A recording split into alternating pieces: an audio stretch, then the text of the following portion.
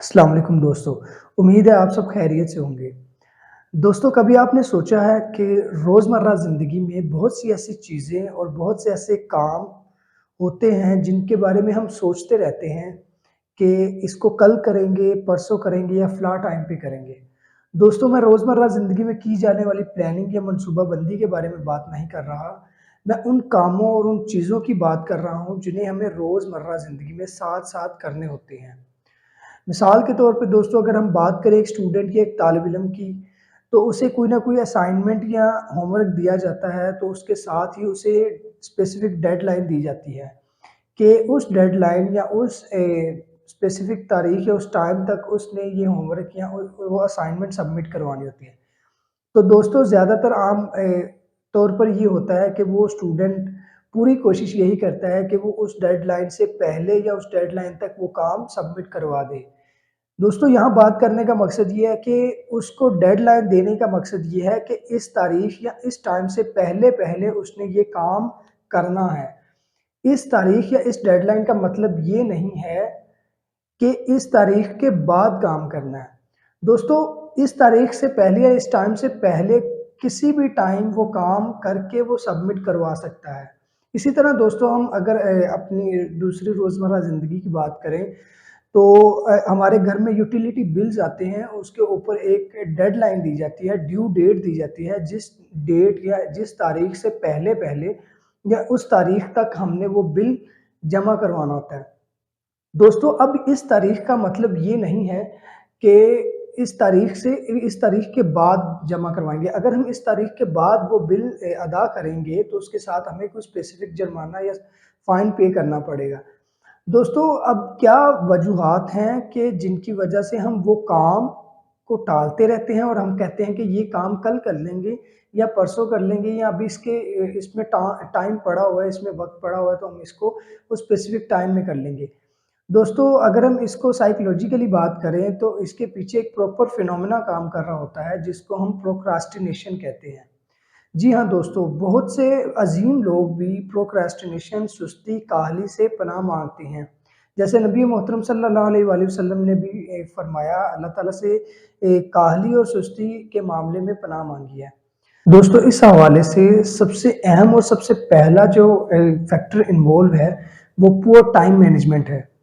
दोस्तों, time management भी एक स्किल है जिसको ज़्यादा से ज़्यादा टाइम और ज़्यादा से ज़्यादा एनर्जी देने से ये एनहांस होती है और आपकी लाइफ़ का, आपकी पर्सनैलिटी का एक पार्ट बनती जाती है।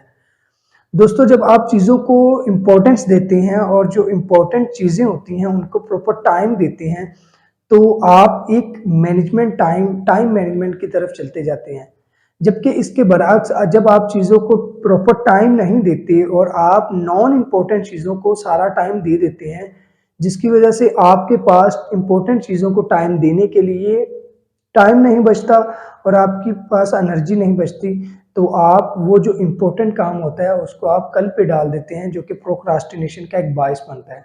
मिसाल के तौर पे दोस्तों आपको एक असाइनमेंट दी गई है, जो आपने एक स्पेसिफ़िक टाइम में, एक स्पेसिफ़िक वक़्त में, मख़सूस वक़्त में उसको करना है। आप उस असाइनमेंट को टाइम देने की बजाय आप सारा टाइम सोशल मीडिया, मिसाल के तौर पे फ़ेसबुक, ट्विटर, इंस्टाग्राम या स्नैपचैट को दे रहे हैं, जिसकी वजह से आपके पास अभी एनर्जी या टाइम नहीं बचा कि आप वो टाइम अपनी असाइनमेंट को दे सकें, तो वो आप ऑब्वियसली उस असाइनमेंट को कल पे डाल देंगे, जो कि प्रोक्रास्टिनेशन का बायस बनेगा। दोस्तों इस हवाले से जो दूसरा अहम फैक्टर पाया जाता है, वो है लैक ऑफ फ़ोकस और लैक ऑफ कंसंट्रेशन।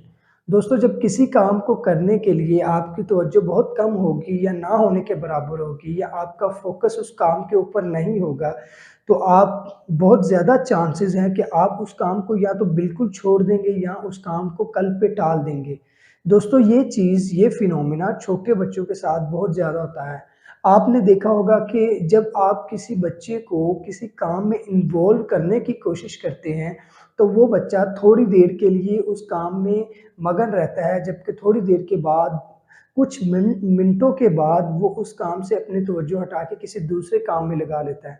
दोस्तों, जैसे मैंने आपको पहले भी बताया है कि जब आप किसी अहम काम को अपनी पूरी एनर्जी, अपनी पूरी तवज्जो और अपना पूरा टाइम नहीं देंगे और सारा वो टाइम, आपकी एनर्जी, आपकी तवज्जो किसी गैर अहम काम के लिए छोड़ देंगे, उस पे लगा देंगे, तो आपके पास उस काम को करने के लिए एनर्जी नहीं बचेगी, जिसकी वजह से आप उस काम को छोड़ देंगे या उस काम को टाल देंगे।